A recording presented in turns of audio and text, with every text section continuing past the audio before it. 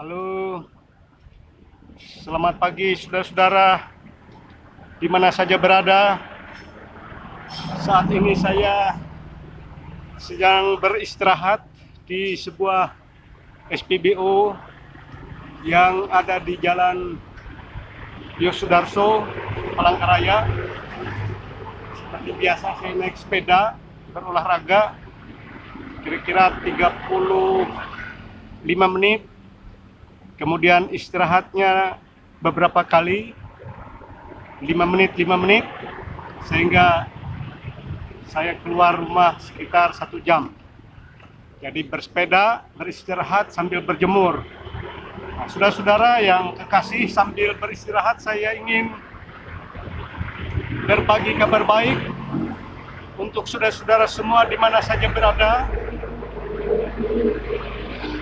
Ada nasihat dari Yakobus kepada semua orang percaya supaya hidup sesuai dengan kehendak Tuhan. Saya membaca di dalam Yakobus 13, 14, 15 dan 16. Tetapi yang saya baca adalah ayat 16 saja. Di situ berbunyi, saudara-saudara yang kukasihi, janganlah sesat. Ini merupakan penutup dari ayat 13, 14, dan ayat 15.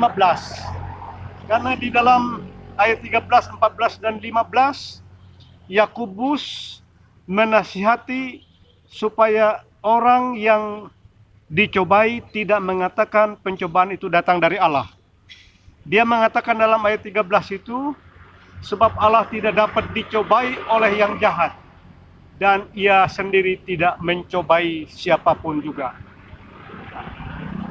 Lalu ayat 14 dia mengatakan, tiap-tiap orang yang dicobai oleh keinginannya sendiri, karena ia diseret dan dipikat olehnya. Jadi pencobaan yang terjadi di dalam kehidupan manusia itu adalah datangnya dari manusia itu sendiri, atau dari kuasa-kuasa kegelapan yang menggoda, yang merayu, yang memberikan iming-iming kepadanya untuk melakukan hal yang tidak sesuai dengan kehendak Allah. Nah, dalam ayat 15 Yakobus mengatakan, apabila keinginan itu telah dibuahi, ia melahirkan dosa, dan apabila dosa itu sudah matang, ia melahirkan mati. Jadi saudara-saudara yang kekasih dalam Tuhan, semua pencobaan itu datang dari diri sendiri, dari keinginan diri sendiri, dari bujukan dan rayuan kuasa kegelapan, dari hawa nafsu dunia, dan kita sebenarnya harus kuat melawannya. Dan oleh sebab itulah dalam ayat 16 dia mengatakan, saudara-saudara yang kukasihi, janganlah sesat.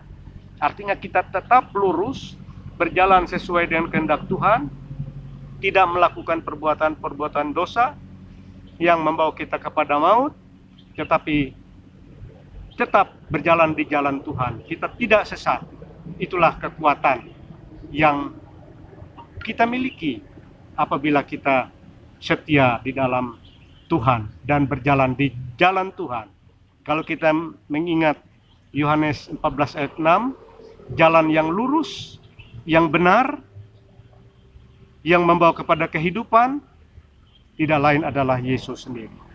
Yesuslah contoh teladan bagi kita untuk berjalan di jalan yang benar, di jalan yang tidak membawa kita kepada kesesatan. Itulah kabar baik hari ini. Kiranya Tuhan memberkati kita semua. Salam kabar baik.